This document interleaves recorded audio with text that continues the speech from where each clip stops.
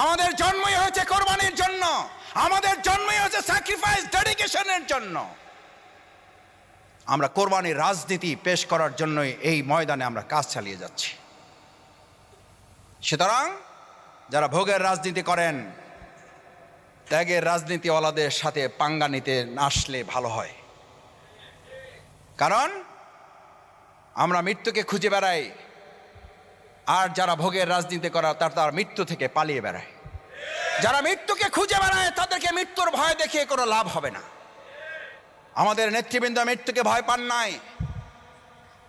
আজকে বাংলাদেশ জামাত ইসলামী এই সমাজটাকে বদলাতে চায়। আমরা চাঁদাবাজের বিরুদ্ধে কথা বলি, তাতে নাকি আমরা বিভেদের রাজনীতি করি, তাতে নাকি আমরা ফ্যাসিবাদের উত্থানের জন্য সুযোগ করে দিচ্ছি। আরে ভাই, ফ্যাসিবাদের উত্থান ঠেকানোর জন্যই তো চাঁদাবাজকে দমন করা আমাদের সবাই মিলে দায়িত্ব ছিল।